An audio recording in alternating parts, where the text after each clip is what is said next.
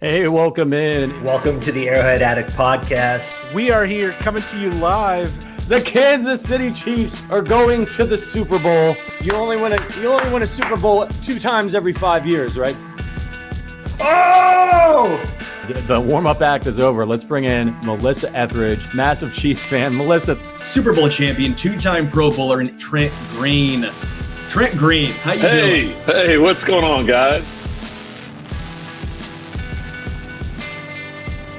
And he picked it up! He picked it up! He's gonna score!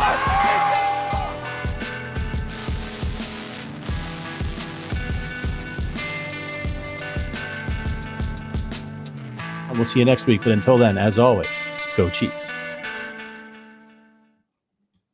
Hey, welcome into the Arrowhead Addict podcast. It's the OG hour with Patrick Allen. Verter M will be back with me next week. He is my occasional co-host for this show. Just me this week, though, but that's okay because we have finally arrived. This week, ladies and gentlemen, the Kansas City Chiefs are going to play a game of football. I'm fired up. I don't care if it's preseason. I don't care if it's mostly going to be me watching third and fourth stringers who aren't going to make the roster. The Chiefs, they're going to be out there. They're going to be in the Chiefs uniforms. And it sounds like Patrick Mahomes and the starters are going to get some run as Kansas City goes down to Jacksonville to take on the Jaguars in the first exhibition game of the offseason. I'm fired up. Again, my name is Patrick Allen here at the Arrowhead Addict Podcast OG Hour. We got a fancy name for this show now. We got our own graphic down there. You guys like that? I think it's pretty dope. The setup's a little bit different. We're kind of using a new platform. All kinds of cool changes. Shout out to Jay Ward, says football is back. Appreciate you, brother. Yeah, football is back, man. I don't know what more you could ask for. Summer is starting to wind down here, and I'm ready, man. I'm ready for barbecue. I'm getting fire up the smoker, and I'm ready for sitting on my butt all day, most of Saturday and all day Sunday, watching football. I can't wait. Fantasy football drafts. It's very exciting. Speaking of fantasy football drafts, if you want to become a part of the Arrowhead Addict community, there's a great way you can support this show with your pocketbook, because we need money to keep things going, to bring on new co-hosts, to provide more shows, to do live events, all those types of things. So if you like what we do here, check out the link in the description.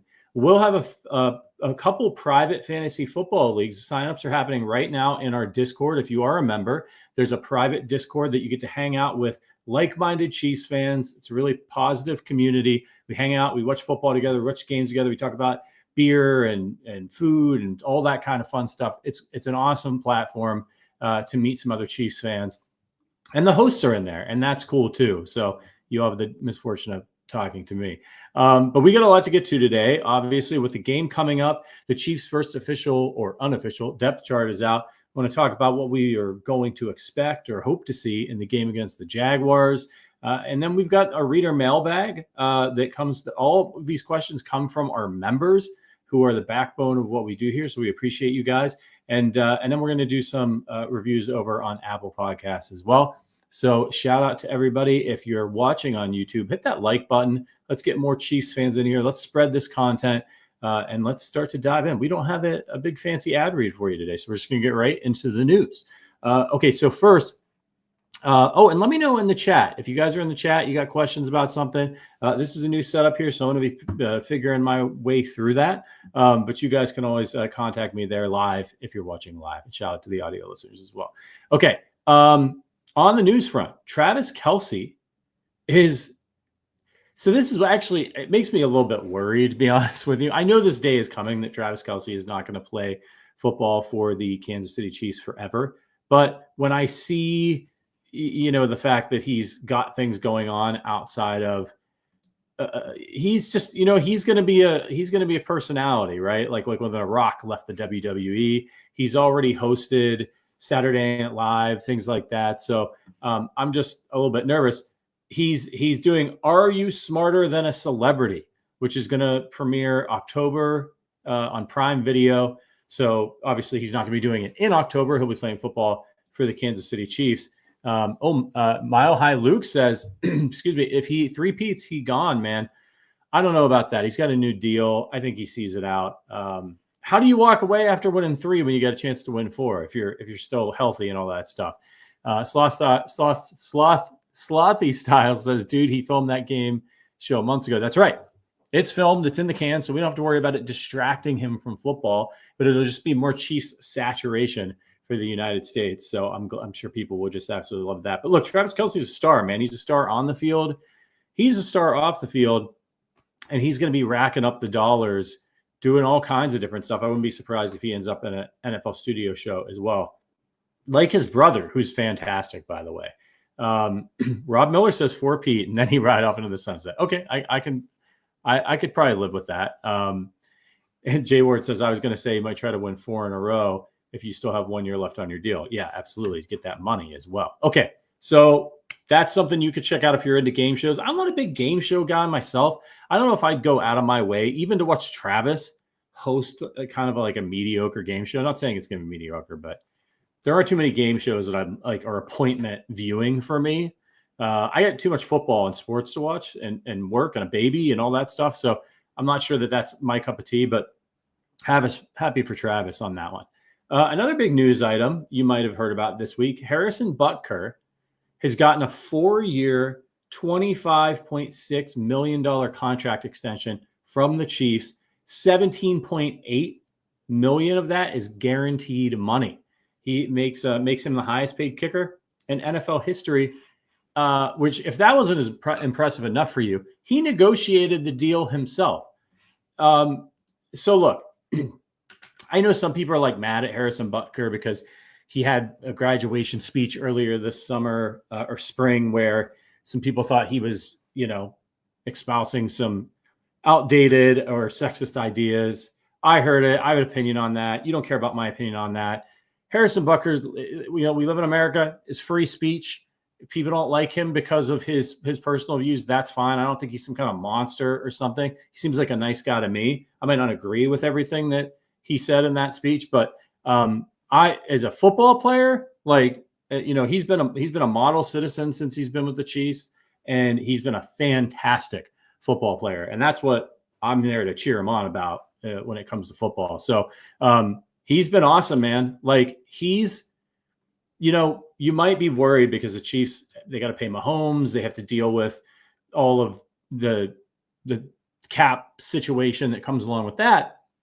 And can they pay Harrison Butker all this money? Should they make him the highest paid kicker in the league, which he is now, and the highest paid kicker ever?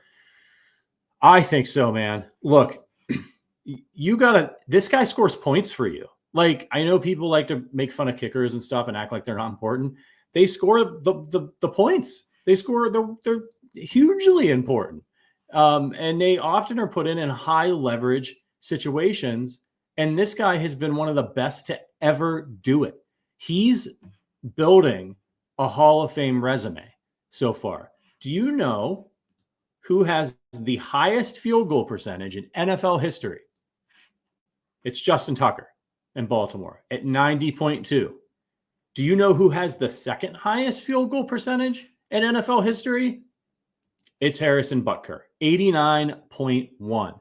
He's been incredible for the Chiefs. He had one season where he was injured, and that definitely drew down his average. So check this out. So when he started with the Chiefs in 2017, and now remember, they got him, I think it was off the Panthers practice squad, and they cut Cairo Santos, who had been dealing with an injury. Cairo Santos, by the way, has gone on to have a really nice career himself. He is, where is it?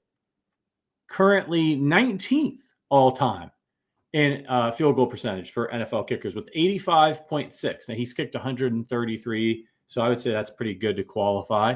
That's more kicks than Harrison Butker has at 107. So good for Cairo Santos. I always liked Cairo Santos, and I'm really glad that he went on to have a very, very successful career. But when you look at Harrison Butker's career with the Chiefs, okay, 13 games in 2017, he hit 90% of his field goals, 38 of 42, including being 10 of 12 from 40 to 49 yards and 4 of 5 from 50 yards. 2018, 88.9. 2019, Chiefs won the Super Bowl, 89.5. Made huge kicks that season, was 34 of 38. 2020, 92.6. That's pretty good. Only 25 of 27, but still 92%. 2021, 89.3%. So he has been outrageous at about 90%. And then he has the injury to start off the 2022 season. He's banged up all year, and he only makes 75% of his kicks, 18 of 24, only played 13 games. And he has had his struggles with extra points, 38 of 41 in 2022. But last year, in 2023, 38 of 38. So he's got that taken care of. And oh yeah, he hit 94.3% of his kicks. And he attempted the third most of his career. He was 33 of 35. And of course, he made these huge kicks for the Chiefs and all of these high leverage situations and the playoffs to win Super Bowls. So, if you think that the Chiefs shouldn't pay Harrison Butker because he's a kicker or because he gave a graduation speech you don't agree with, I don't know what to tell you, man. Like, this dude, he gets paid to make kicks, and he does that as good or better than any kicker in NFL history. He's nipping at Justin Tucker's heels there. I mean, he's absolutely – now, Justin Tucker, I think Justin Tucker is the GOAT. You look at his consistency, how many times he's kicked, the length he kicks. I mean, he's just fantastic. He's got a 66-yarder. That guy's unbelievable. But Harrison Butker, if he could keep it up, staying with the Chiefs, now he'll be with them for 4 more years. He keeps winning, man. It's hard to get into the Hall of Fame as a kicker. Vinatieri, obviously, he's unbelievable. Our Nick Lowry was a really great kicker for the way things were back in his time kicking. But come on, man. Harrison Butker is going down as an all-time great Chief because of those moments, right? That's what Vinatieri was great, but he was also like the clutch kicker. And Harrison Butker, man, he is right there. Shout out to some of our members I see in the chat. I see Slothy Style. I see some other regulars, Sean and Jay Ward and KCDC, Justin. Appreciate you guys. So, all right, what's Slothy say here? From what I hear, Butker's been kicking him from the Ariza distance in camp. We'll never see it in a game. Wow, that's incredible. All right. So that's the big news. So moving on, the Chiefs' unofficial depth chart came out. Now, I know when these come out every year, everybody says like, well, I don't pay any attention to it. It's an unofficial depth chart. It doesn't mean anything. Well, look,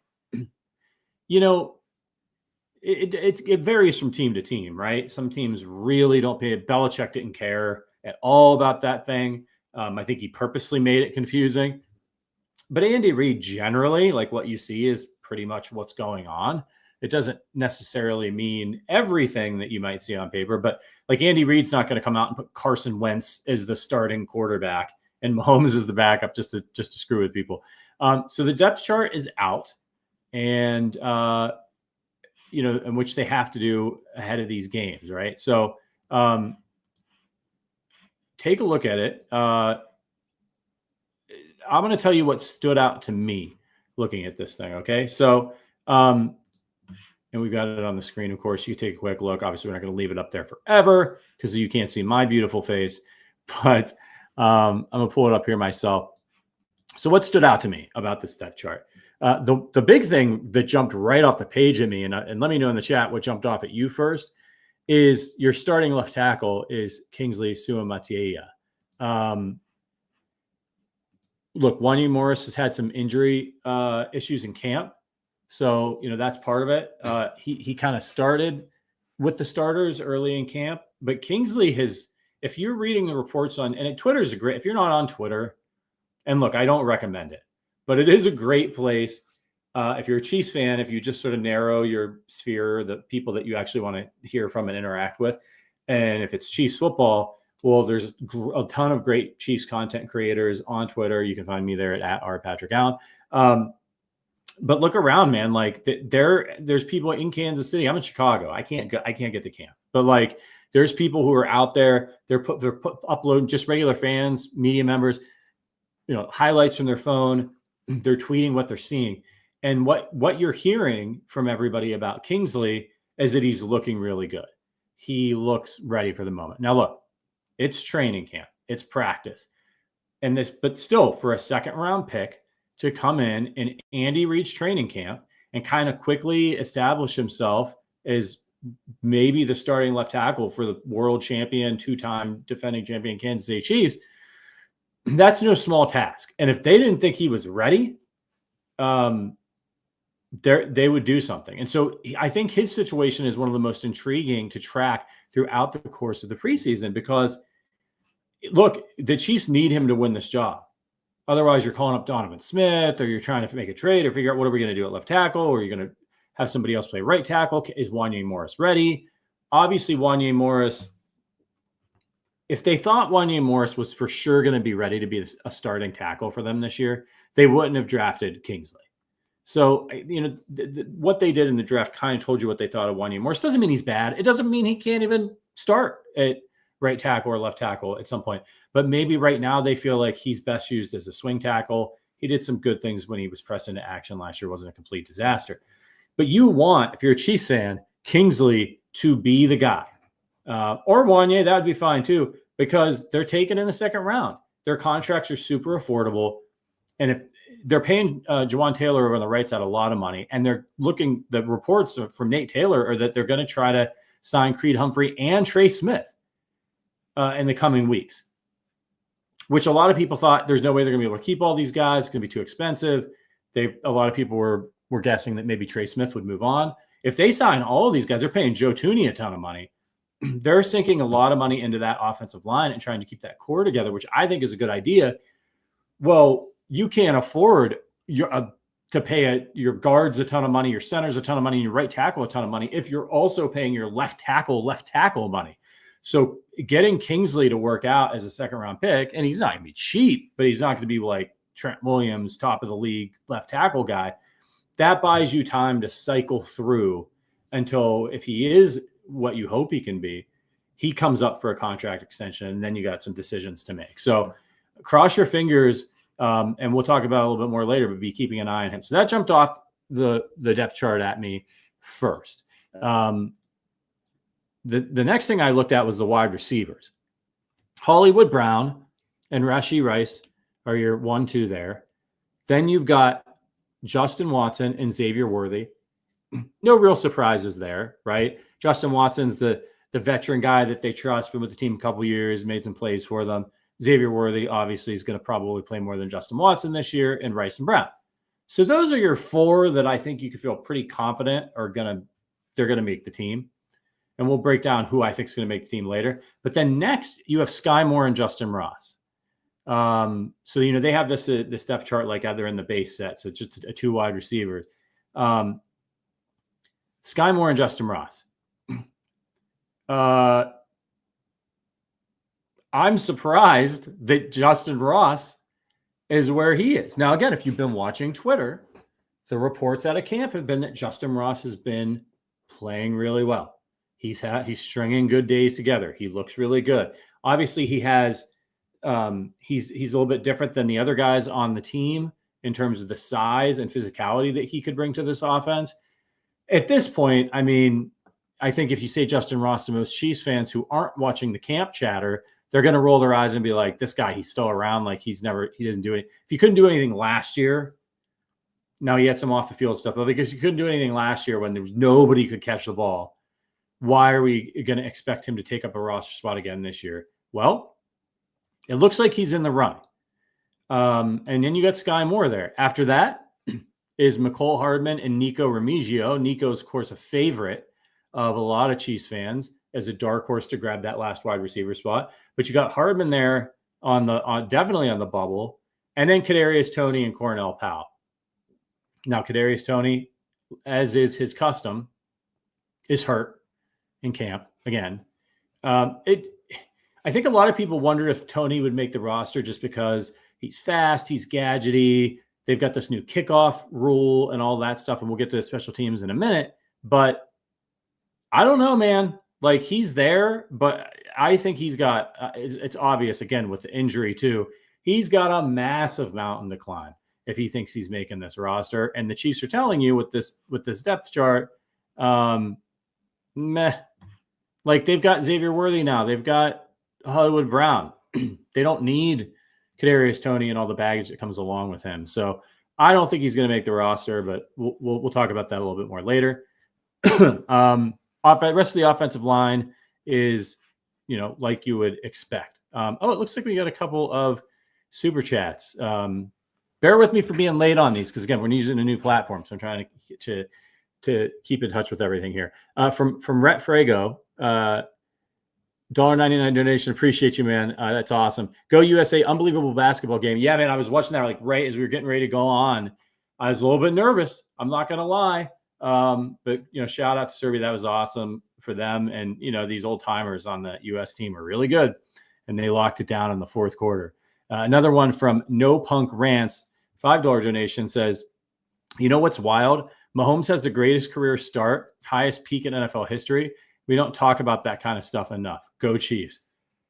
I don't think we can talk about it enough. I certainly can't, as a long-suffering Chiefs fan who, suffered through Romeo Crennel and Herm Edwards and all that. Like, yeah, man, I find a way to bring up Patrick Mahomes any chance I get. And then another one from No Punk Rants, $5 donation. Appreciate you, man. Ross looks bigger and more physical. Noticeable difference. He gives a big body. Him and Nico should be 5 and 6. Ross looks very healthy. Look, man, I want this guy. Like the physical tool set that he has and the difference that he brings to the kind of like the wide receiver core that we have right now. I want him to work out. I want him to make the roster. He's big, physical. I want Mahomes to have a jump ball guy. Like he's never really had anybody like that for the red zone, for one-on-one situations while people are worried about dealing with Kelce and Hollywood and the rest of those boys. Yeah, man, that would be fantastic.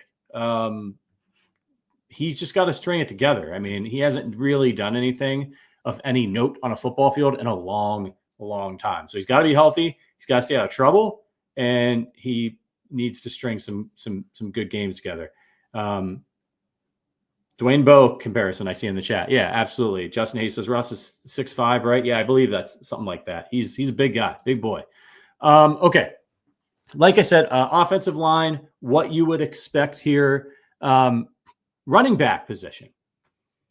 Pacheco, right where he's supposed to be at the top of the depth chart.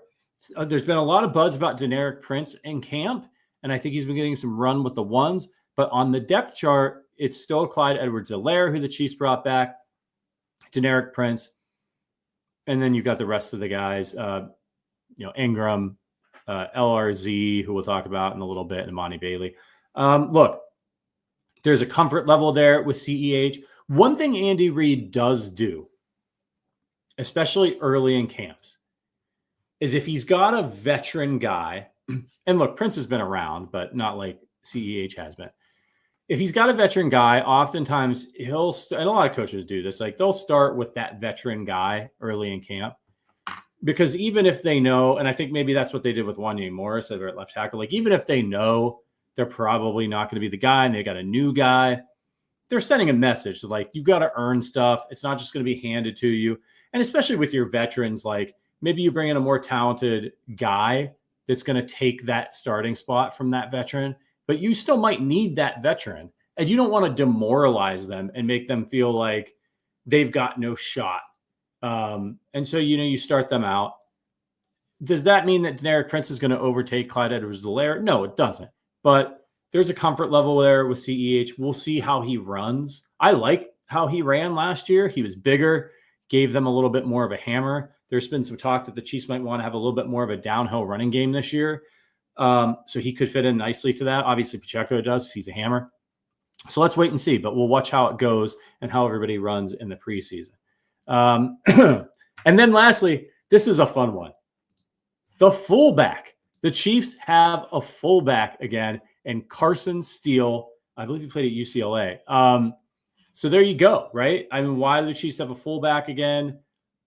Downhill running game, right? So that doesn't mean that he's gonna make the team, but I'm down, man. I like the fullback position, and I like, I know Andy can put tight ends in there sometimes, but I like what San Francisco does with Kyle Juszczyk. And so if they've got a guy like that, and I don't know much about Steele yet, I just think when you have a play caller like Andy or Kyle Shanahan, and Andy did some stuff with fullbacks in the past as well, it just gives them one more tool in their toolbox, right? One more thing that they can do to try to impact things, confuse people. So I'm excited that they've got this guy, and I hope he makes the team and they use fullback. So another donation from my guy No Punk Rants says, but can we talk about how Mahomes is ranked 4 in the top 100? How do you give him an underdog card off a repeat? It's the most mind-blowing thing to me.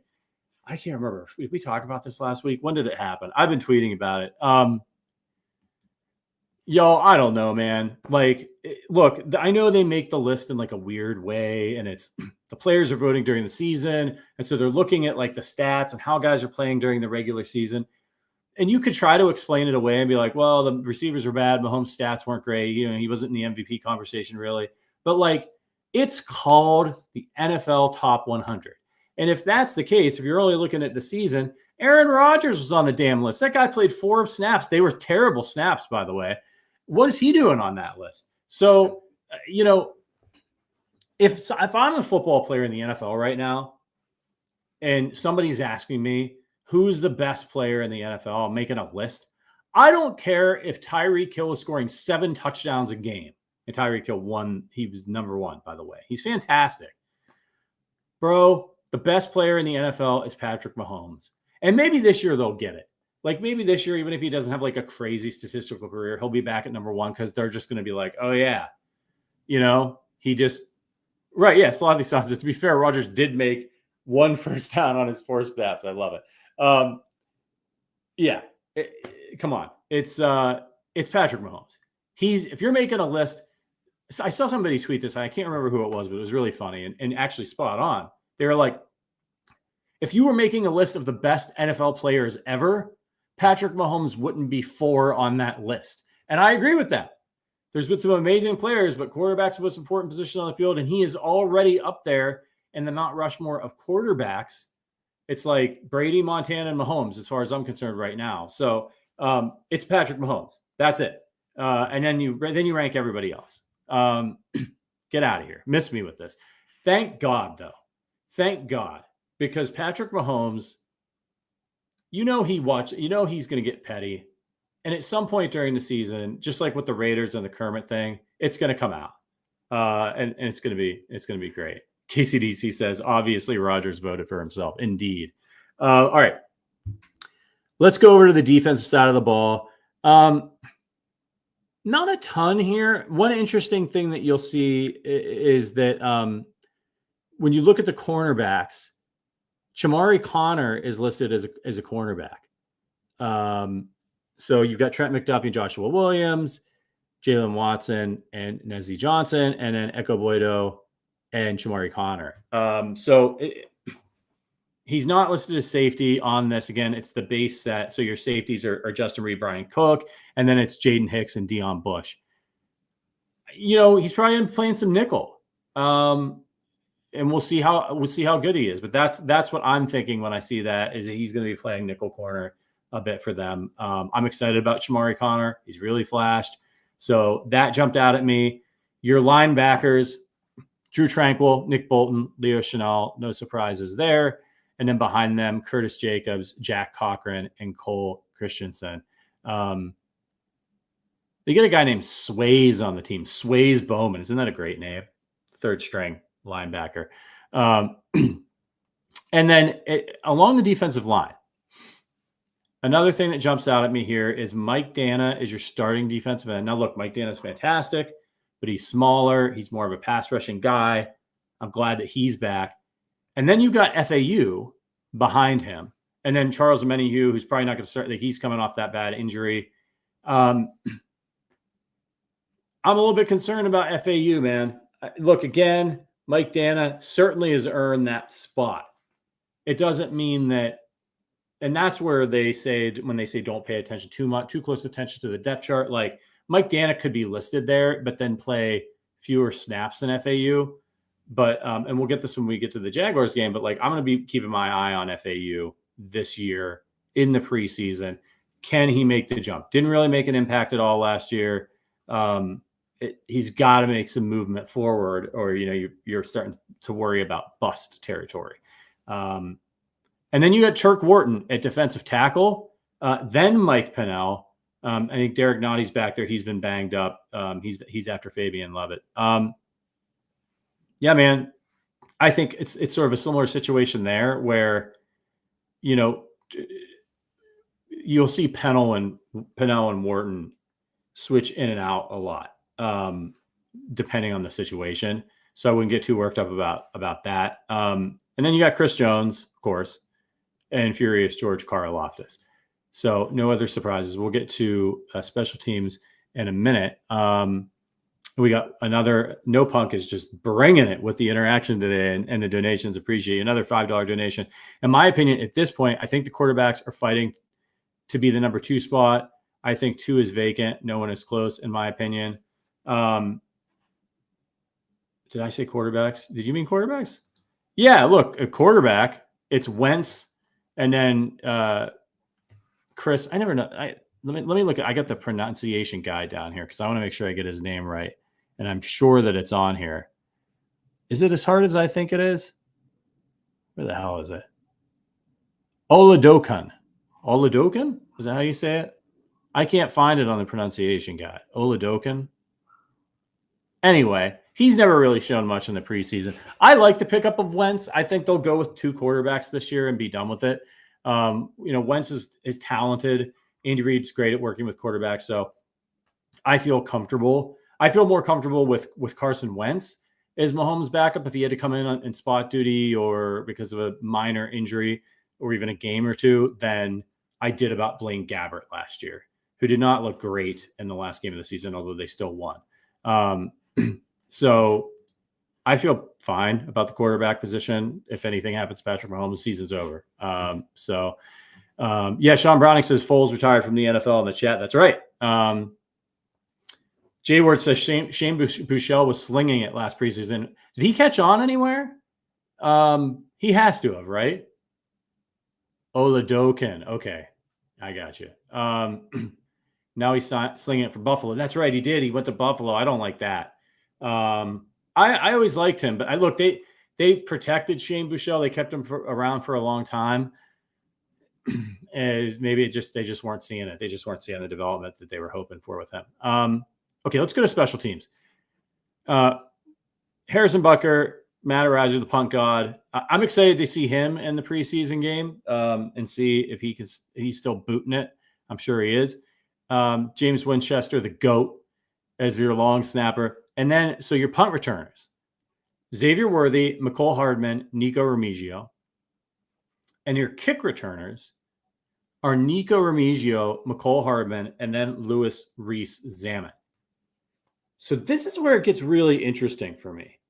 Because as a receiver, you got McCole Hardman and Nico Remigio at like the 5 and 6 slots.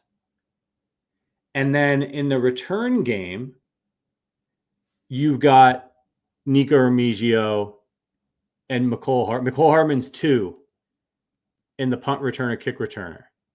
So that makes you wonder, like, okay, they're going to use Xavier Worthy as a punt returner and Nico Remigio as a kick returner because they think Nico Remigio is going to make the roster as they got him up there at number 1, or just right now he's the best kick returner. That's really, really interesting. And then you've got McCole Hardman as the 2-man in both of those spots. And remember, there's new kickoff rules this year, which you'll also see. There's preseason games tonight. You saw it a little bit with the Hall of Fame game, but there weren't too many fireworks with it, where there's 2 kick returners back there like that. So a lot of people thought that the Chiefs got Louis Reese-Zammit to be like one of the guys in this new kick return, the former rugby player. But he's back there in the very back. And I think I saw somebody earlier saying he's not going to make the team. Yeah, look, I mean, they've got him at running back, right? But he's Pacheco, Clyde Edwards-Helaire, Generic Prince, Keontae Ingram, and then Louis Reese-Zammit. So right now, the way that the unofficial depth chart is, this dude ain't making the team. If he's not doing it on special teams If he's not like moving up the running back, why are you going to put this guy on the team? So now look, again, this guy played rugby. So if I'm Andy Reid, and Andy Reid's a player coach and he understands players and he gets it, I'm not ramrodding this guy who's never played football before, even if I want him to be on the team. And the first unofficial depth chart that comes out, I'm not ramrodding him ahead of all these other guys. It's just not smart leadership. It doesn't mean, and I want this guy to keep working because he's got to learn playbooks, protections, all of these other things. So I wouldn't read too much into it right now. If, as we get deeper into the preseason, he's not moving on this depth chart and he's not showing anything, or he's not getting many opportunities. If you're a Reese Amick guy, then you might start to worry. But right now I wouldn't panic. He's an interesting prospect, but that's all he ever was, right? Okay. That's it for the depth chart. Let's move on to the game. Chiefs at Jaguars. So this one, I didn't do all of my prep correctly. So this one is Saturday night, 6 p.m. It's going to be a nationally televised game, so it'll be on NFL Network. Chiefs at Jaguars. Right now, it looks like it's going to be cloudy at 87, so warm, but 6 p.m. kick might start to get a little bit cooler. Spread if you care, and you shouldn't. And if you do, I think you need to call the hotline. It's Jaguars -1. Total of 40.5. Who bets on preseason games? I mean, look, we have a lot of betting partners here. I bet. It's fun. It adds a little action for me. But man, a preseason NFL game, betting on that, I mean, you might as well go buy a scratch off. You got better odds. Go play a slot machine than trying to figure out what's going to happen in a preseason game. Just absolutely brutal. Okay. Anyway, it's there's a game. There's a Chiefs game on Saturday. So let me know in the chat, like, what are you going to be watching for in this game? So first of all, I think the question at the top of everybody's mind is who's playing? Who's going to be out there playing for the Chiefs on Saturday night? Are they going to play the starters at all? Everybody does stuff different, right? Some people, they don't play the starters in the preseason at all. At all. They don't play. Andy Reid plays guys. Now, there's only 3 games. It's probably been long enough that you all know that now, but it was 4 games for so long for me. So Andy said that the quarterbacks and the strings that are with them will each get a quarter. So, that's Andy saying, and he said this last year, starters are going to play a quarter. What that actually means is, in Andy Reid's speech, is the starters will play a series. That's it, man. They're not, maybe they'll play 2 series if something wonky happens, like on the first play of the game, Mahomes throws a pass and it gets tipped and intercepted, or somebody fumbles, or they go 3 and out. And Andy's like, I want them to get like a little bit of a drive going, pick up a couple of first downs. That's it, right? But generally, he yanks the starters pretty soon. But he tends to play rookies a little bit longer. So if, say, Kingsley Sumatie is out there, I wouldn't be surprised if he stays in longer because they want to get him more reps and they want to get more tape on him, and he's a young guy. Whereas like Travis Kelce, he's going to go out there, catch one pass, and that's it. That's the end of it, right? My guy, Joe, one of our Ring of Honor members in the chat, says he's been a member for 21 months, by the way. Supporting us for 21 months. You're amazing, man. And also kind. Patrick, congrats on the birth of your child. Go Chiefs. Do you think Rice will play much? Brown going to be the number 1. I think Rice will play as much as Mahomes plays. I like maybe a little bit more, possibly. Do I think Brown's going to be the number 1? That's a really good question. I would not be surprised if it's a 1A and 1B situation with Rice and Brown when they're both on the field together. Because they may have them doing different things, and they're probably going to benefit each other, right, when they're both out there. And the way that the Chiefs have been playing since Tyreek Hill was traded has been Travis Kelce. Is Travis open? Are we trying to get the ball to Travis Kelce? And then all the other receivers is who's open or who are we trying to scheme open? So I just think it's going to be, last year Rice was the number one, but not so much. I mean, he was excellent. It was an excellent rookie season. But it wasn't so much like, God, Rashee Rice is so good that it was just that, like, he's the only one who could do anything for the Chiefs receiving last year other than Travis Kelce. And so he just sort of emerged as the de facto number one. Whereas now there's enough talent on the field, and then, you throw in Xavier Worthy in the mix, where you could see games where Rashee Rice goes off and Hollywood has 2 catches for 22 yards. And then the next game, it's totally flipped on its head. Who comes out ahead at the end of the season?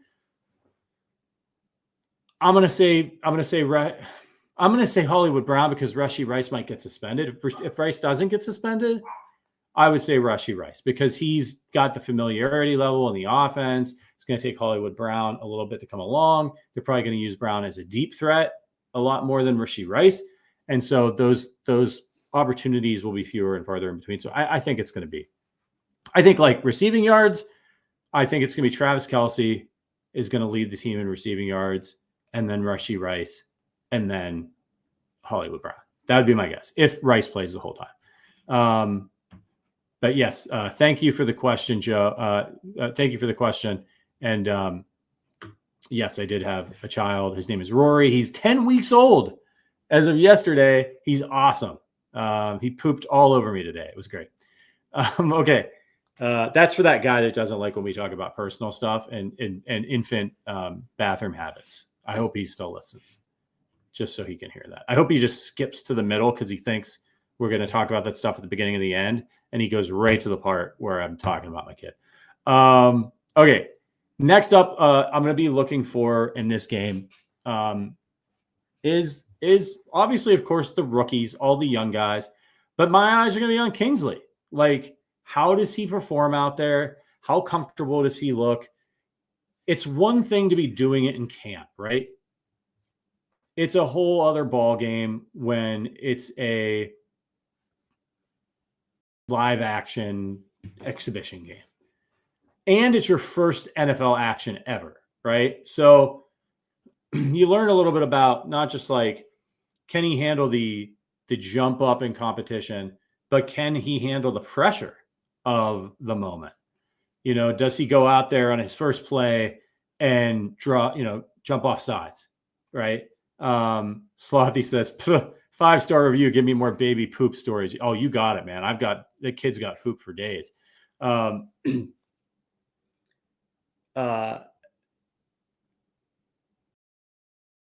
What's this from? Oh yeah. Okay. Never mind. Evan says, oh, well, that dude must not have any children, because listening to someone explain their struggles with children makes me feel better about my struggles. Big summer blowouts all around. Yeah, man. They say some of those diapers are like, this has got blowout protection. There's no protection. And then you take it off and you've got no clue if they're done. Like, I try to change that kid's diapers like I'm in the pit crew at a NASCAR race. I'm moving as fast as I can, man. The wipes are flying everywhere. I'm throwing them at the bin. They're not even making it in. Like, I'm just trying to get that diaper on before something horrible happens, and it ends up on the blinds or the curtains or whatever are over there. Okay. So I'm going to be watching Kingsley, and let me know in the chat, who are you going to be watching? What are you interested to see this weekend in the Jaguars game? I want to see FAU. I mentioned it earlier. I'm looking for a leap, man. Look, I know he wasn't a finished product when he came back. That's why he went at the end of the first round. I hoped that I would see more from him as the season went on last year. It is what it is.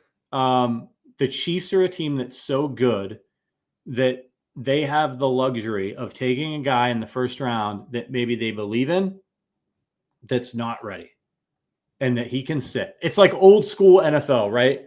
Rookies never used to play. ever. It didn't matter where they were taken. First round was ever. He's a rookie. And they used to play veterans into their 30s, and then the now it's all about like guys fall off a cliff. They're not productive anymore. They get too expensive. It's a young man's game. So now we're all conditioned to be like, that guy went in the first round or he went in the second round. He should come in and be an instant impact player and starter. And in a lot of ways, that's true the way the NFL has been going. And we've been seeing guys be more and more pro ready coming out of college, thanks to a lot of different things. But not all of them are.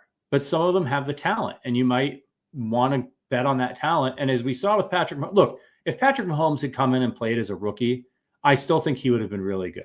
But I don't doubt for a second that one of the reasons he's great is because he had a season to be a pro, to watch the pro of all pros, Alex Smith, and how he went about his business, and to learn Andy Reid's system. I still think he would have turned out great, probably. But, look at Aaron Rodgers. Look at the career he had. And he waited forever to get out there and play. This is an interesting one from the chat. Ben says, coming to Kansas City from Australia for the Chiefs versus Bengals game, round 2. First time in Kansas City. Where do we go to drink some beers before and after the game? Go Chiefs. F the Bengals. What's up, Ben? Where are you from in Australia? Our guy from arrowheadaddict.com, one of our contributors, Branson, is he's going to be on the show on he was on last week. He's going to be on the show again for the preseason after show. So look, I'm not from Kansas City. So a lot of the other people in the chat are going to know better places than me. The area around the stadium is not where you want to hang out. It's just not a great area. There's like gas stations and like a couple old hotels. There's not like a hangout district really. What you want to do, if you can, if you're renting a car, is to rent a car, pick up some barbecue and some beer or liquor or whatever you want to drink, and go and tailgate. Pay to get into the parking lot and tailgate, and then just walk around and introduce yourself. I mean, that's what I do, right? Because I'm from out of town, and so sometimes when I come in, and I know people, they'll invite you to their tailgates. Just walk up, shake their hand, tell them your name, tell them you're from Australia, tell them did you say it was your first Chiefs game or second Chiefs game, whatever. And they'll welcome you into their tailgate. They'll feed you. They'll give you drinks. They're awesome. That's the way to do it. If there are places you're looking to go and get a drink, I'm still they're not a sponsor of ours anymore, but KC Beer. Go to KC Beer and get an Arrow Red Lager. It's a beer that we brewed in collaboration with them for the Arrowhead Addict podcast. It's not like really near the stadium, but depending on how long you're going to be in town, go over to KC Beer. KCDC says Original Joe's on the State Line Road to get you done. Yeah. Joe's is great. You can get beer there. And of course you can sample some of that fantastic Kansas City barbecue. I love their burn ends at Joe's. I think those are my favorite. Okay. So we look at FAU, and then on the other side, I want to know, is George Karlaftis has he peaked? Or am I going to start seeing signs of George Karlaftis making the year 3 leap? That gets me really, really excited. If George can make the year 3 leap, I think the Chiefs are winning another Super Bowl. I don't think there's too much question in it. Because if Chris Jones is Chris Jones and George, who's been very good for the Chiefs, becomes a little bit of a little bit more feared, look out. So, you might not see, you won't know necessarily just from watching a preseason game if that's the case, but I'm going to be looking for him. I'm just be looking a little faster off the ball, all that stuff. Give me more George Karlaftis, because then the Chiefs are really in business. And then what can LRZ show? Louis Rees-Zammit in his first football game ever, real American football. What can he show? Do we get to see him returning some kicks? Do we get to see him as a running back? It looks like it'll be late in the game. And that's kind of that's the other thing. We were talking about the depth chart. This is a guy who's never played football before. So do you want to put him in his first game and put him out with like second string guys or first string guys or something like that. Like you're trying to get this guy to make the team. Like you want to ease him into it, right? Let him go against those guys that are going to be selling insurance in a couple of weeks, and then gain some confidence and not get murdered, right? So let him take a few hits from those guys before, he runs into the big dogs. But yeah, I mean, look, it's like a gimmicky signing or whatever, but he's a really fast, really athletic, talented athlete. Will it be able to translate into the NFL? I don't know, but I'm damn sure excited to find out, man. Like that's what we were watching these preseason games. You're looking for guys like that. But shout out to Ben in the podcast, says, love the podcast. Appreciate the feedback. Look forward to it. Cheers. Appreciate you, Ben. Yeah. Mile High Luke says Power and Light is easy and we'll have all the vibes before and after. Yeah. Power and Light's really cool. Depending on where you're staying, there's some nice hotels around there. I love going to Power and Light. It's a good time. Okay. And then lastly, my last key for the preseason game, get out healthy, man. Get out of there, get in there, do what you need to do, get out of there so nobody's hurt. That's what preseason's about, is just getting hit a little bit and then staying healthy. It's not about winning the game. It's not about putting up big stats. It's about all of your key guys not injuring themselves in a meaningless game and your young guys getting reps. A lot of people make fun of the preseason and joke about it, about how poor the game experience is. Don't watch it. My advice to you is don't watch it for a good football game. Watch it for, when you're watching like a game and it's like really hard, like so you want to watch offensive line play. And it's really hard to do that because they're focused on, like the camera's focused on the quarterback. And then they throw the ball and you want to follow the ball. It's natural to want to follow the ball. And so it's hard to sit there during a game that matters during the regular season and be like, man, I really want to watch how Trey Smith is blocking in this game. So I'm just going to watch him. I'm not going to pay attention to what Mahomes is doing or what the receivers are doing, the running back. I'm just watching Trey Smith. It's really hard to do. In the preseason, you don't care. Not whatever else is going on doesn't matter. So if you want to watch a guy closely, obviously some of the defenders, you won't be able to see them until the All-22 comes out. But like you want to watch a lineman, you want to watch Kingsley and see how Kingsley's doing. Tape the game, number one, so you can go back and watch everything again if you want. But just sit there and watch Kingsley every snap. How does he do? How's his technique? How fast are his feet? How's his leverage? How fast? How are his hands? Like those are the things that I'm going to be looking for. I'm not an offensive line master, but you can see when a guy's struggling and getting beat. So that's what I'll be doing. And watch my other advice is watch the other preseason games. Okay, like. So there's two games tonight. I think it's the Lions and the Giants. And I believe the nationally televised game is the Patriots and the Panthers. That's going to be an ugly one. But still, there are guys that are going to get cut from other teams or that the Chiefs might trade for that are playing for other teams. So like that it might end up on the Chiefs. So you want to like check out what's going on around the league. This will help for your fantasy season as well, by the way. But I'll be sitting there with the baby watching football tonight. All right, let's get into our mailbag. Now, as I mentioned at the top of the show, if you want to become part of the Arrowhead Addict community, dive in to the link in the description, wherever you're getting this podcast. Now's the time to get on board. The season's about to start. We're going to have tons of content just like this weekend, Saturday night. Pre-game show, halftime show, post-game show for preseason game number 1. We don't play. We're here with you all year. We jump on emergency podcasts when things happen. And of course, you can hang out with us in the Discord. We have member happy hours. There's going to be a fantasy football league. When we come to Kansas City, Verderam and Sterling, we're in Kansas City because Verderam, obviously Sterling lives there. Verderam was going up for camp. They were going to KC Beer. They let the members in the Discord know. A couple guys that were local popped in, hang out, have some beers with us. I will be there. Sterling's getting married in October. I'll be in town. You see what I mean? Now's the time to get on board. Okay.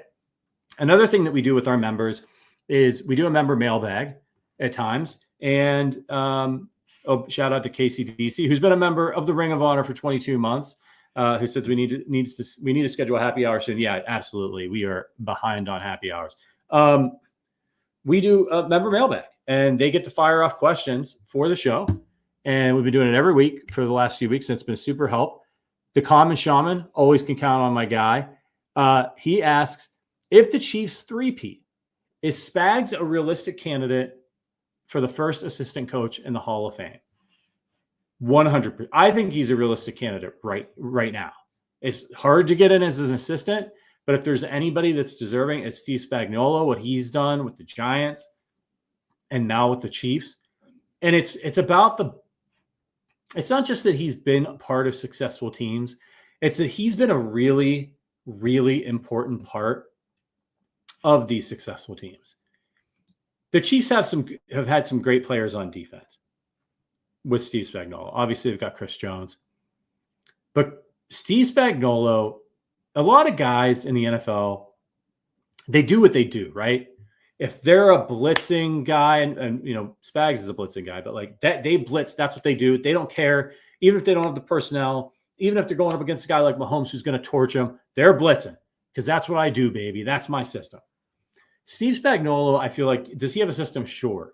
But I feel like he tailors his game plans so well to the teams that he's playing. And like, you can see his fingerprints. It's not just the players who go out and make the plays, but you can see the game plan fingerprints of Steve Spagnuolo all over this Chiefs dynasty in the games when it really mattered. Even when he didn't have the most talented players and the best defense. He doesn't care about giving up yards if that's what he needs to do versus the team he's playing. He doesn't care about the ranking. He cares about winning the game. And he did it with the Giants. And he does it with the Chiefs. And he holds things back during the regular season. And then when they're playing the Bengals or they're playing the Bills and they lose to them in the regular season, and that's frustrating. Of course, the Chiefs are trying to win. But they do hold some things back when they know they're going to be playing these teams in the playoffs. And then you see what he did in the AFC Championship game against the Bengals a couple years ago, where he basically he had some blitzes. He shut down the Bengals offense, which was prolific, for pretty much the entire first quarter. That was it. That was what the Chiefs needed. They needed to stifle Belichick was great at this. Belichick was like the opposite. He was a great game plan guy, but he was really good at adjusting at halftime to what a team was doing. A lot of times, because Andy has such good game plans, the Chiefs would go up against the Patriots team, have a good first half, and then Belichick would figure it out and cause problems in the second half. Spags is great, man. I think he belongs in the Hall of Fame. And if they win another Super Bowl, yeah, I think he's not going to be like a first ballot guy, but I think he will eventually get in. Is one of the best coordinators to ever do it. Next up is Raymond Chandler. It says, is there any substantive behind the scenes projections on when Rasheed Rice will get suspension? I assume the longer it takes, the higher chances we lose Rice for critical second half of the season or even playoff games. So I didn't have a ton of time to research this beforehand, but what I'm hearing is that that the Chiefs haven't really heard. There's been no communication with the Chiefs from the NFL about a potential Rice suspension. What sometimes happens or often happens in these types of situations is when it's not really serious. I mean, what happened with Rice, in my view, was really serious. But I guess a better way of putting it might be when there's not like a ton of heat on the NFL, like, and I don't mean this to be like a flippant example, but there's something out there like the Ray Rice video where he's punching domestic violence, something horrible like that. Then the NFL's like, we can act. But I think they try to, in most cases, if they can, let the legal process play out, see what happens, and then make their ruling. They don't always do that. So if the Rice thing doesn't resolve itself, like maybe there's a plea deal, and again, I haven't read up on this in a minute, but maybe there's a plea deal and it happens mid-season and then they leverage the penalty.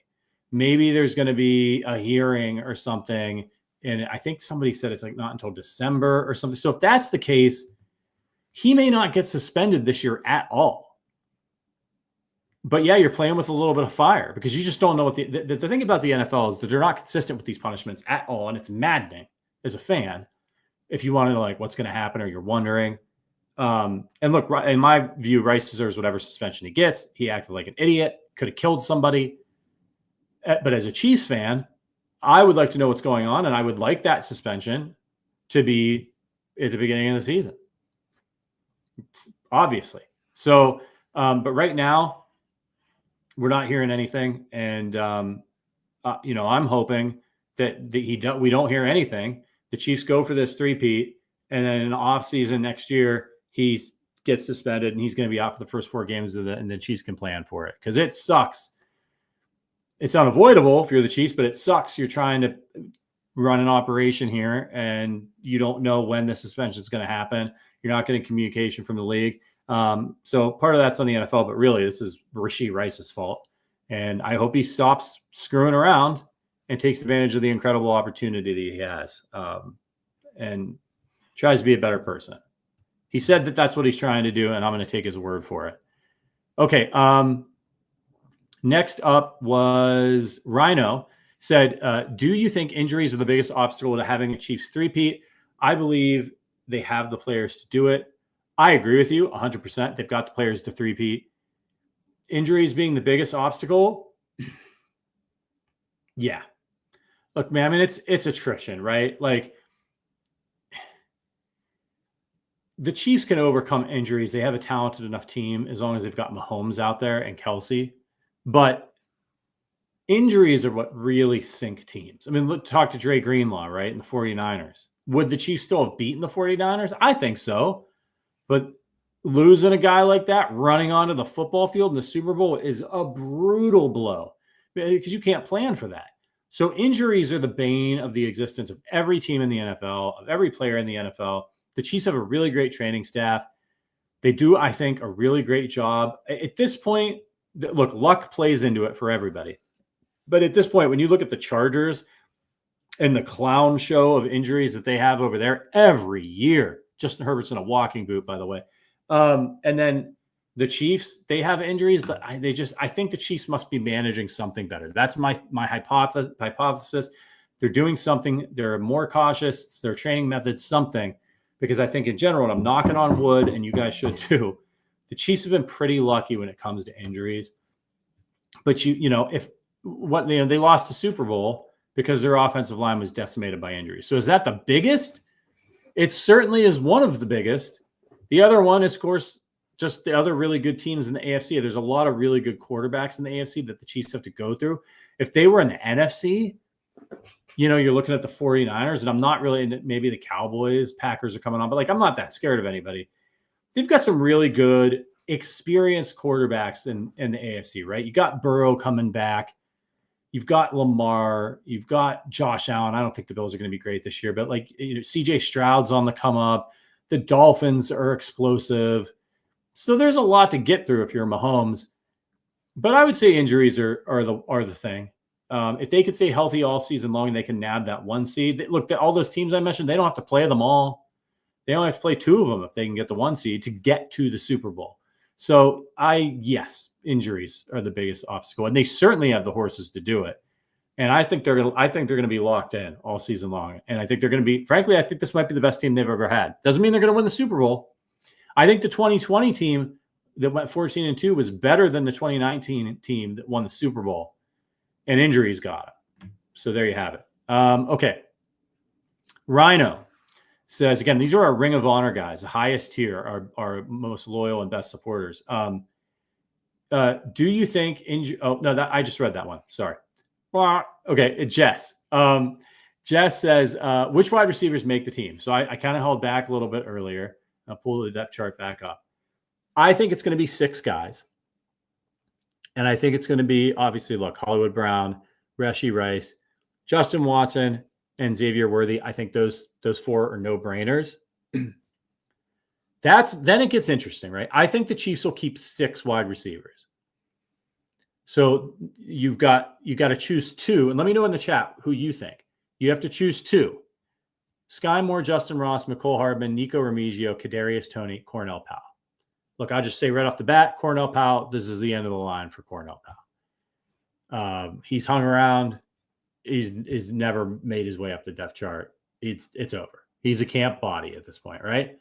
KCDC says Nico and McCole. Kadarius Toney, I let you know my thoughts on him earlier. He's more talented than a lot of guys on this list, but that don't mean shit if you can't stay on the field and if you're a knucklehead when you're on the field and off the field. I don't think Kadarius Toney's making the team. He's hurt again. That was, he helped them win a Super Bowl. You never have to say you're sorry when you win a Super Bowl, but see you later, Kadarius Toney. They probably couldn't even trade him. I'll be honest with you. I doubt they could get anything for him.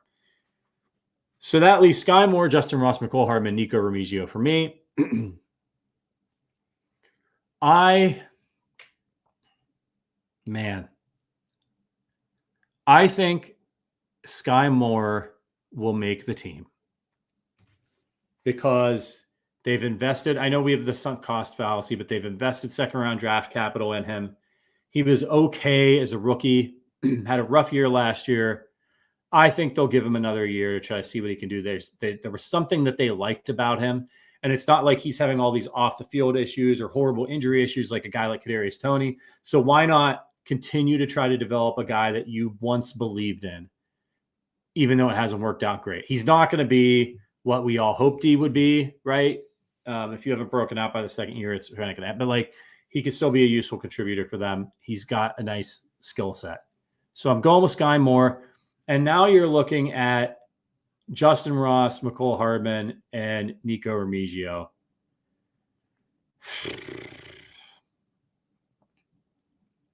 I mean, Justin Ross is up on the depth chart right now, but the problem is he's not playing special teams. And if I think Sky Moore is going to make it, Sky Moore is not doing any of the special team stuff. So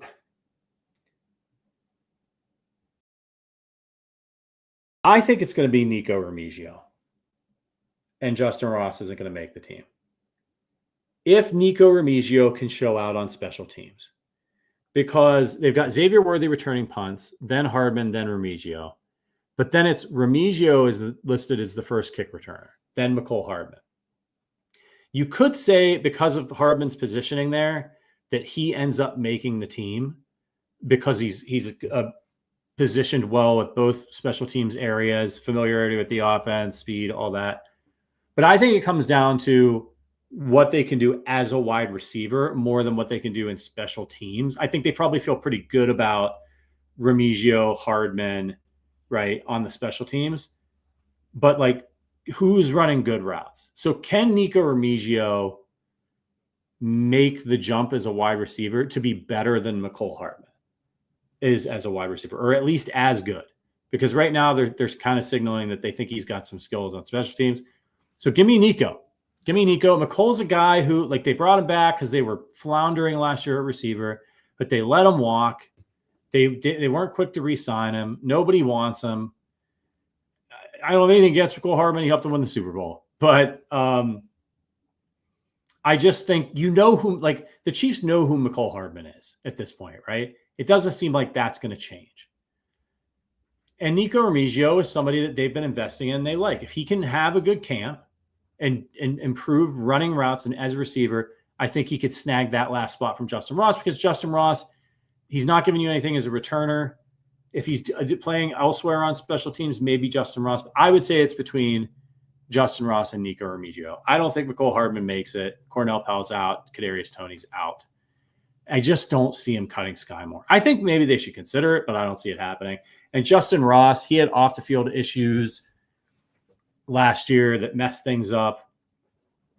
I'd like him to make the team. If I wanted to pick, I would say give me, if everything works out the way I want it to work out, I would say give me Justin Ross and Nico Remigio as your 5 and 6 guys. Let's go to the chat and see what you guys have to say here. Where is my chat box? This new system is throwing me for a loop. Okay, here we go. Angry Junkie German says Ross doesn't play special teams and doesn't get separation. Yeah, I don't know if they're using him like, as a tackler or anything on special teams. KCDC says, anybody want to buy a Sky Moore helmet? Got it in a mystery bag 2 seasons ago. Yeah, that's about as worth. That's worth about as much as my MVS signed jersey that I have. Yeah. Angry Drunken German says Hardman and Nico. Yeah, that I could see it going that way. Sky gets cut. I don't know, man. Like, would you rather have Hardman or try to see if Sky Moore can develop? That's where I get into we know what Hardman is kind of thing. So that's where I struggle with figuring this one out. We'll see how the preseason goes. Okay. We gotta keep it moving. Let's get to the next question. Okay. Slothy, do you think last year's narrative that the Chiefs were in bed with the refs will continue this year? 100%. 100%. This is what happens when you're a dynasty. The other fans are the excuses. So the excuses used to be like Mahomes is overrated. Mahomes just has a bunch of drop picks. He's really not that good. Now the excuses are it's the refs and the Chiefs roster is so good and he has Andy Reid. That's the only reason that the Chiefs are good. They're stacked. That's what happens. It just degrades. The arguments degrade, and that's all that the haters have left to cling to is blaming the refs. So yeah, that's never going away. In fact, it'll probably just get worse the more frustrated everybody gets if Patrick Mahomes keeps winning. I am super Vegeta. One of our Ring of Honor members says, do you think Pat has a chance of breaking the passing yard records this year? I think he's going to do it. I'm going to say no for the same reason. I think last week we were talking about touchdown record, let him throwing for 50 touchdowns again. I just think the defense is going to be too good. I just don't think he's going to need to throw as much.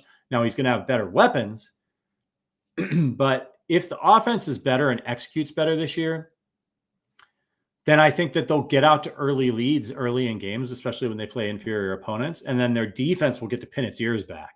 So that defense was so good last year, and they had to be because the offense struggled so much. If the offense is better this year, I just don't. When Mahomes was going like crazy, like especially in 2018, like the defense was so bad, and he had to. He's trying to win shootouts. I think the defense is still so good that the Chiefs will get conservative once they get leads, and so I think it's going to make him hard for him to break that kind of record. He just won't need to throw as much. And then a couple questions from our other members on one of the other tiers. Vladimir Putin says, is Reese Sammet going to make an impact this season? Vladimir, I'm not sure he's going to make the team. I think they can stash him on like an international players squad. I'm not entirely sure, or he could go to the practice squad, but he's never played football before, man. It just seems like a really tall order right now. But look, we haven't seen him play yet. So even if he does make the team, do I think he's going to make an impact? Maybe on special teams, like a play or two, right? That's it. He's probably not going to get a handoff all season long, even if he makes the team. Maybe he gets like a couple gadget plays or something, but he would be a guy that could be potentially inactive if they've got other guys they like on special teams. It's tricky, man. He's worth a look for sure, and let's see what happens, but I wouldn't hold my breath. I hope I'm wrong on that, by the way, because it would be fun. And then Pittsburgh Steve, my guy. Patrick, with Kelce expected to get a less snap count, who is the biggest benefactor? I'm not certain it's a tight end. Thoughts? I thought a lot about this, Pittsburgh Steve, and I just think it's whoever is open. And I know that maybe sounds like a cop-out answer, but I don't think it automatically goes to like Noah Gray or Wiley, like your other tight ends. When Kelce's off the field, they're not going to call as many tight end centric plays. So it's not necessarily going to be the tight end. But I don't think it's necessarily one person because, as I mentioned, they really just spread the ball around. So when he's off the field, maybe they're running on those plays, so maybe it's Pacheco one play, but then maybe they're doing something else and it's a deep shot with Hollywood Brown off of play action, or they're doing something else and it's Rashee Rice on a crosser. Like, I just think all of the other offensive skill players have to step up to help carry the burden for Kelce so that Kelce can stay fresh and healthy for the stretch run and not be overused. And he can help them in critical moments and critical games. So I think it's everybody. I think it's the entire offense, as long as they can catch the damn ball. All right. Again, if you are interested in becoming a member, check out that link in the description, and you can have your question read on the show. There is one way, and I know you have everybody's got lots of subscriptions, Netflix, Paramount Plus, and all this stuff. And so you might not be able to support us financially. And that's okay. When you watch the show, when you listen, you put up with the ads, you're supporting the show, and we appreciate you. When you interact in the chat, you're supporting the show, and we appreciate you. Another way to get your question on the show is to head over to Apple Podcasts and leave us a 5-star review. And if you ask us a question in that review, we'll answer it on the show. So we got some good ones here. You guys have been amazing. We got that shitty review from that one miserable guy. And you guys have been awesome back in my play when I asked you to head on over there and flood us with some new 5-star reviews and update your reviews. So at the end of the show last week, I read a eulogy of sorts for my dog, Zelda, who passed away. And I miss her very much. I sometimes wake up in the middle of the night thinking about her. She was the best. We had her for 11 years. It was very upsetting having to put her down and the things leading up to that. It was all very upsetting. If you want to know more about what I said, go back. There's my girl up at Lake Geneva in Wisconsin. She was the sweetest soul. And so that struck a chord with some people. It's awesome to have a platform to be able to share something like that. And so if you hear some comments about Zelda in these reviews, that's what they're talking about. And there'll be maybe some pictures of her. There she is. That's a great picture of her now that she's gone, actually. Loved a little slice of sunshine. Man, love that dog so much. Okay. First review from Leo Warrior says, I've been listening to you guys on Autograph and have really, I don't know what Autograph is. Is that a listening platform or is that like a autocorrect of Arrowhead Addict? Look at that one of Zelda, by the way, with the Irish whistle. You see my other dog Scout in the back corner there in the top, not happy that she's in her crate and Zelda was getting a cookie, but she deserved it. She is the best girl. He says, I've been listening to you guys on Autograph and I've really enjoyed the podcast. What really pushed me to review was the eulogy about Zelda. I've lost 2 dogs myself in the past few years, and it made me cry thinking about them. Thank you for being so open and honest with your viewers and allowing us to feel those feelings with you. On the topic of football, though, my question is, could Drew Tranquil take a leap and pass Bolton? I think Drew Tranquil is who Drew Tranquil is. I don't think he's at the point really in his career where he's going to take a leap. I think it's about fit and effort for him, and he's got those in spades with the Chiefs. And I think he and Bolton are great complements to each other. You want those two out there. So I don't think he's, as a linebacker, like I don't think he's going to get better than he is right now. He's been in the system for longer, so that can help. But like he is who he is. He's fantastic. He's been a great get for them. I think that's why the Chiefs are comfortable moving on from Willie Gay Jr. And I'm just thrilled with that pickup by the Chiefs. Really smart pickup. And thank you for your kind words about Zelda. And I really, really means a lot to me that you guys connect with us because we really want this show to be like, I'm not some football genius or something. Like I'm just a fan with a platform like you guys. So, I just want to talk ball with you and have a beer with you if I see you. To be able to kind of, I consider you all friends that watch the show, particularly those on a regular basis. And I know it's try to make it as much of a two-way conversation as I can. And yeah, man, I'm going to talk about some shit that goes on with me. And when you guys let me know what's going on with you and I get DMs on Twitter and Facebook and reviews, I want to hear what's going on with you guys too. So appreciate it. Okay. Next one, another 5-star review from Love for MVP. Big fan of the show. Hey guys, I wanted to show you some love to my favorite Chiefs-based podcast. I'll be honest, I started listening to the show shortly after the second Super Bowl win. I've been a Chicago-based fan since I was 15, and now I'm 34. So learning Patrick is Chicago-based and as a Chiefs fan makes it even cooler. I also love hearing Sterling's takes. I'm a huge fan. Chiefs Kingdom forever. Yo, man, shoot me a message on DM me on Twitter at our Patrick Allen. Where you at? Let me know where you're at in Chicago. Maybe we can grab a beer sometime. Appreciate the review. Always love seeing Chiefs fans in Chicago. There's a fantastic Chiefs bar in Chicago. I used to live around the corner from it, and I moved to the south side, and it's tough for me not to be there anymore. But Tunes on the north side of Chicago in the Lakeview neighborhood. Fantastic bar in general, great wings, and just goes nuts for the Chiefs every time there's a Chiefs game. Okay, next review. Bolton is my bae. Great podcast for the greatest franchise. This show has great Chiefs content, even in the doldrums of the offseason. I've listened for years, but never left a review because I don't own an Apple device. What caused me to break into my wife's iPad to leave this was Patrick's eulogy for his dog, Zelda. Having gone through similar experiences, I really appreciate that he used his platform to show his love for a dog that clearly means as much to his family as ours do to mine.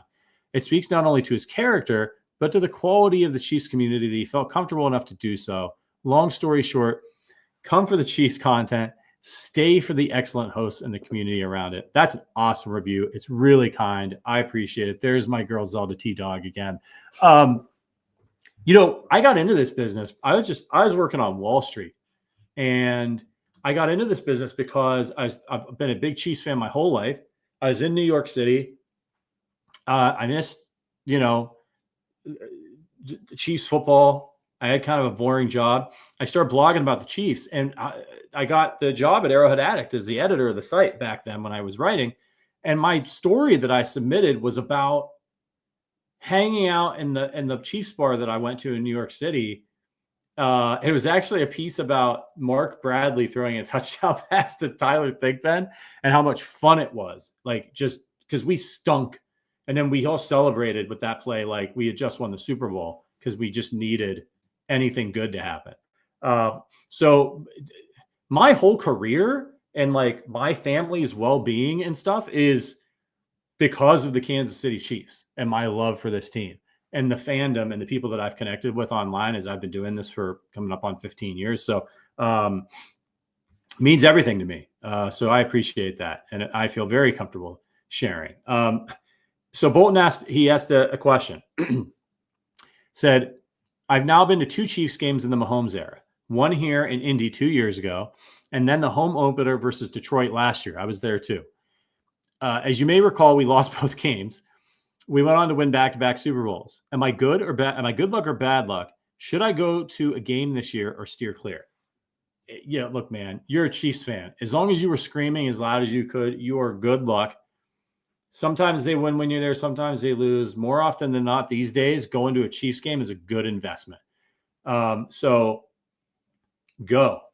Keep that lucky streak going. Maybe they lose the game but win the Super Bowl, but I think you'd sign up for that. Plus, you get to go to Kansas City, a great town, eat fantastic barbecue, drink great beer, and hang out with the best fans in the NFL. I mean, one more like tailgate. Like, come on. Even if they lose, it sucks. It's frustrating. You spend a lot of money.